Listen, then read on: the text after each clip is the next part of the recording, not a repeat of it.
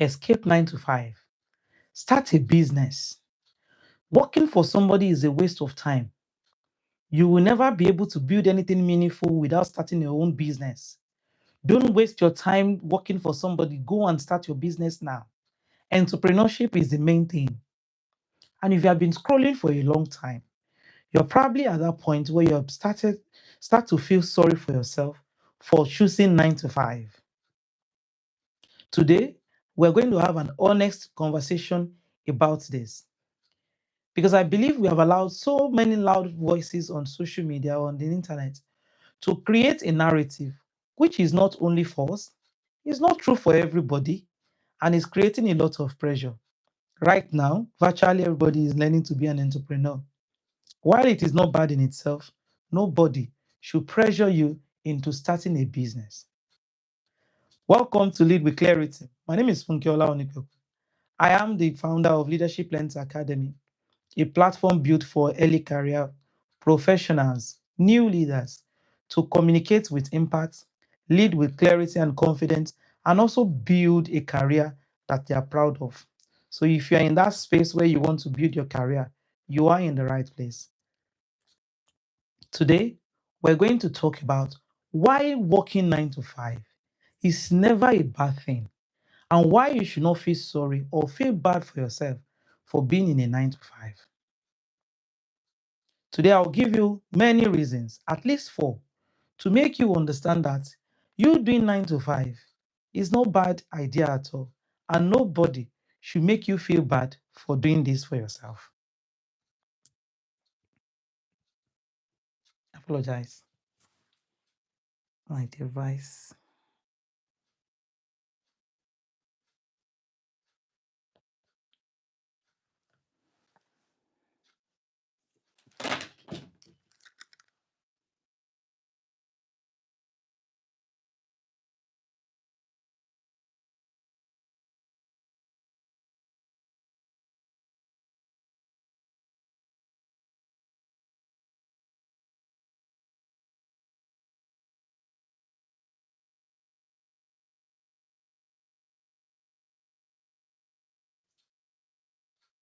Sorry about that. So today we're talking about why your 9 to 5 is never a bad idea and why you should not feel sorry for yourself or feel stuck in your career journey if you are working 9 to 5. Number one, employment is a school you are paid to attend. Yes, if you are in a paid employment right now, you are in a school and somebody is paying you to attend all the time. Employment or a structured work area is actually a place where you learn how work actually works. Different from theory, different from textbooks, different from YouTube reels, different from whatever you read in a book, different from courses. The workplace is the only place where you actually learn how work truly works. When I started my nursing career, I quickly realized that most of the knowledge you need is actually in the clinical space. Yes, the theories are very great. The theories are very great. The courses were good. But that's the clinical space is where you convert whatever you have learned, whatever you have learned in the class, whatever you have read in the textbook, to practical knowledge. In the clinical space, I realized that my decision matters quickly more than I can ever imagine. I learned to make decisions under pressure. I learned to improvise. I learned to do quick things quickly because what I do and what I don't do in the space of minutes determine the outcome of any experience I find myself in. The workplace gives you structure, system, mentors, an environment that is hard for you to genuinely replicate on your own. The workplace is where true work actually lives. You know, you are exposed to mentors, you are exposed to stakeholders. There is deadlines. There are deadlines. There are consequences. There are difficult people. The whole workplace is the way place that gives you access to all of those. So what is in that not to enjoy? Because it gives you a system, a structure that actually help you to develop your theoretical learning into practical. It helps you to understand how the true workplace actually work, and you can continue to build on that. Number two, employment is stability. It gives you stability. It helps you to know your salary. You know how much you are expecting at the end of the month. And you also know where your income is coming from. There is nothing wrong in knowing where your financial implications, where your salary is coming from. There is nothing wrong in knowing where your income is coming from. Unfortunately, we have begun to design a narrative where having financial predictability is equal to lack of ambition. No, that's wrong. That's an irresponsible narrative to push because this is not true for everybody. People have bills, people have families, there are mortgages to pay, there are lots of uncertainties around people. And so, having financial stability is not something to commonize, it's not something to reduce to mere nothing. Financial stability gives you mental energy. When you have mental energy, that's when you can actually think, you can grow, you can even learn to build a business. Now, from the place of understanding, from the place of knowledge, and not from the place of desperation.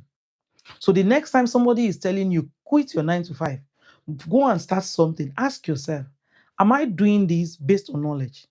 And don't forget that some of us can raise ideas, other people are very good at executing them. Some people are natural executors. They might not be very good with ideas. Some people have not even been trained to do business. Other people cannot even bear the risk for so many reasons. Either they lack the skills, they lack capacity, or whatever it is. Some people are not ready for that. So it's not very good for us to keep pushing of people going to entrepreneurship. Don't do 9 to 5. Go and work, don't work for somebody. Go and start your own business. The next time somebody is pushing you to do all of this, ask yourself, am I doing this from the place of strength, from this place of skill, from the place of knowing what I'm doing, from the place of understanding how to generate ideas and execute them, or I'm doing it out of desperation? Ask yourself and be true to yourself before anybody force you into starting a business at all cost. Number three, employment teaches you what entrepreneurship will not teach you. Let's be clear. I have nothing against entrepreneurs because it is genuinely hard to build something from nothing. It is genuinely hard to build from scratch. It is genuinely hard to put up an idea, create a system, set goals, and achieve it. It is actually hard. So, shout out to every entrepreneurs out there. But if you are in a paid employment, you will actually learn most of the things that is difficult for a sole entrepreneur to learn. Maybe they learn by trial and error along the way. But you, if you are a 9 to 5, you are in a paid employment, you learn to work with people you don't choose. You work to achieve goals you did not set in a system that you didn't create. Most of the time, with limited resources, with deadlines, with consequences. What is in there not to learn? That's when you learn communication skills. That's when your ability to lead without having authority is tested. Your emotional intelligence is tested. Every meaningless meeting you attend, every difficult colleague you interact with, every workplace politics that you overcome, it build your muscle. And that shaping seeds, that prepare you to actually grow, to learn, to understand how the workplace work. And if for any reason, at any point in time, you want to start your own business, you are not starting as a novice. You have all actually understand how the workplace works because you have lived through it.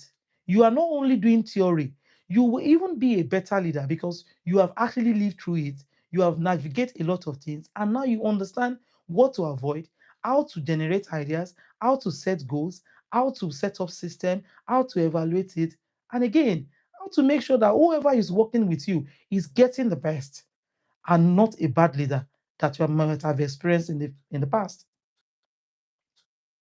So many people I know who are now entrepreneurs, they started their career as an employee. They learn everything they need to learn in the workplace. They consolidate their learning. They have that mental stability and they built their business from this place of strength. So employment gives you that opportunity. It gives you that opportunity to learn a lot of things that is difficult for you to navigate in the real world because your communication skills, your emotional intelligence, your ability to lead, your authority in a system that you don't design, in a place where you don't choose who is working there, you are not the one employing people. They employ lots of people. You come together and they set goals for you that is not yours. And somehow you will achieve those goals. That's real life. That is leadership. That's where your skills are both tested and sharpened, and they become your own portfolio, which you don't take to the next phase of a career. And if you want to start business on another day, you become a better person. And let me correct this impression. Entrepreneurship and employment, they are not opposite. No, both exist as a sequence. You start with employment. You start with a paid employment. You learn the skills. You learn how work actually work. You learn how to manage people. You learn how to build system, create structure, learn strategy, implement strategy, and then you convert it into your own learning, where you can start a business and help other people should you choose to. So before anyone pressurizes you to go and start a business, to quit your 9 to 5, ask yourself, can I take the risk? Do I have the necessary skill? Have I learned what it means to grow business? Have I been able to communicate with people? Can I lead an organization? Can I tolerate people? Can I lead a team? Ask yourself, what skills have I built before I'm running to build a business?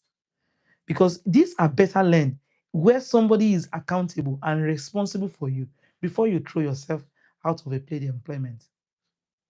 Number four, you can build a meaningful career without owning a company. Perhaps this is the most important thing I'm going to tell you today. To build a successful career, you don't have to own a business. You don't have to be an entrepreneur to be respected. And take it out of your mind. Entrepreneurship is not the only thing that will make you successful. There are people across the world who build businesses with other people, who, as paid employees, build their career. They climb the career ladder to the top and they contribute meaningfully. It is true that their names might not be on the door. It is also true that they might not be popular. It's also true that you don't know their name, but their fingerprints, what they built, the community they built, the organization they built, the team they built, the products that they built and ended up in your hands. It's their evidence. They built their career up to that point. You don't have to own a company to be meaningful, to live an impactful life. Some of the influential people in the world build their legacy as employees, and that's fine. Your job title is not your ceiling. How you show up, how you lead, how you treat people, how you grow as a person. That's what defines your career. It's not your title. It's not owning a business. I mean, the impact you eventually create is determined by how you show up. And all of this, you can do it as an employee. So the next time someone tries to make you feel small for having a job, I want you to remember this. Employment is never a trap. It's a context. And what you do inside that context, how intentionally you learn, how you boldly lead people, the level of clarity and the confidence and impact you generate. And again, how you seriously invest in yourself, that's what determines your outcome. Your part is so much valid. So don't allow anybody to pressurize you. Oh, you need the freedom. You need to be free. You are not trapped. Employment is not a system designed to trap you. It's a system designed to train you, designed to tell you how real life actually works beyond theories, beyond textbooks, beyond short courses, beyond Facebook reel, beyond whatever noise anybody is making on social media. And again, it helps you to even identify your strengths. The truth is, some people will never be able to cope as an entrepreneur. And that's absolutely fine because we have different strengths. Some people are wonderful executors. They might not be able to generate their ideas, but once they work with somebody with an idea, they execute it and give it the best they can ever give it. What if you're that person? Think about this. So the next time somebody is prioritizing you, go and start a business, escape 9 to 5, run away from working from people. Don't waste your time. Don't waste your life. I wish somebody have told me this before. Ask yourself, why am I doing this? Why am I starting to think of starting a business? Is it from the place of strength or from the state of weakness? Have I built the capacity? Can I take the risk? Do I have the skill to do all of this? Because your path is valid. Your work actually matters. And you can lead with clarity wherever you are. All you need to do is learn to build a successful career. How you show up. You can learn how to show up. You can learn how to lead. You can learn how to build a career that you are actually proud of.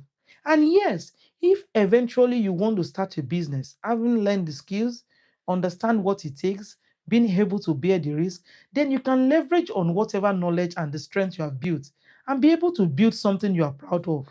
Not coming out of a job that pay you £4,000 in a month and gradually moving to £500 in a month and gradually going into debt because somebody is out there creating and pushing a narrative that you only get to succeed as an entrepreneur.